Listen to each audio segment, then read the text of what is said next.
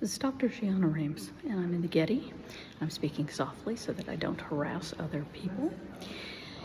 And we're going to take a look at the Getty heads of Hephaestion and Alexander.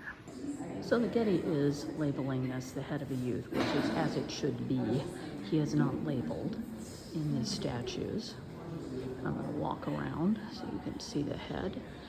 They used to be together on a single plinth in the corner, but they've repositioned them to the center of the room so you can walk around, which is handy. I don't have to contort myself to get 3D pictures.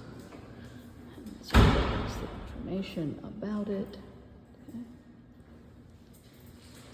And over to Mr. Alexander.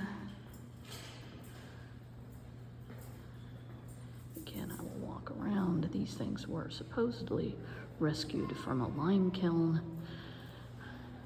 There is a debate among art historians as to whether or not they are genuine statues. My buddy Olga Pelagia says they're fakes. If I remember right, Andy Stewart says they are real. So take your pick.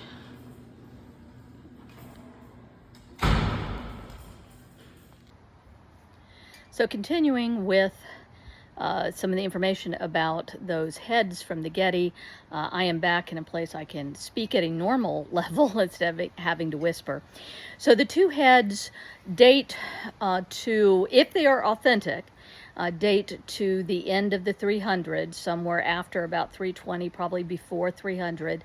So not that long after Alexander died in 323. And they may have come from Megara.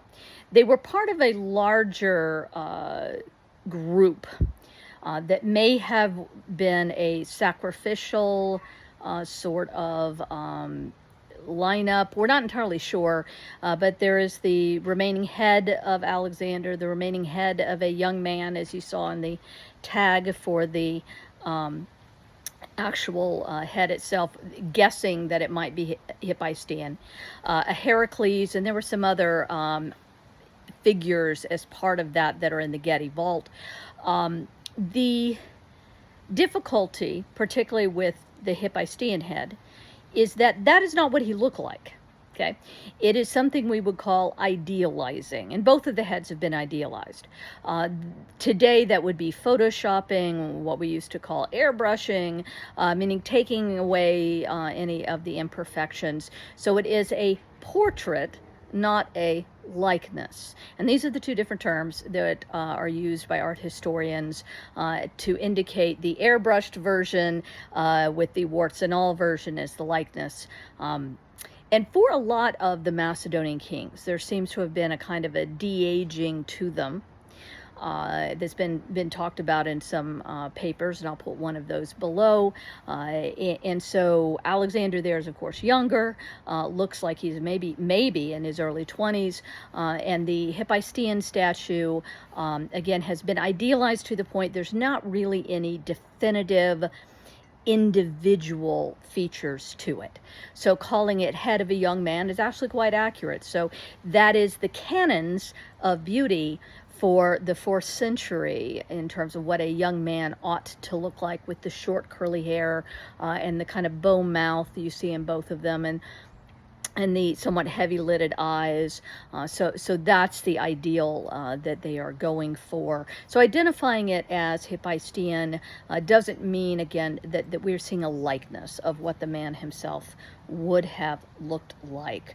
Yes, Plutarch, Curtius says that he was handsome, but how handsome, what is a handsome relative to Alexander, we don't know. So both of those heads, as I said, are dated to the end of the 4th century, possibly from Megara, or at least that's the provenance of them. Again, if they are real, And we do have issues of material from antiquity that was actually made centuries later, because the black market trade is pretty hot for antiquities. So we can't always be sure. And the Getty has had other items there that have their authenticity has been questioned rather more than these heads have been.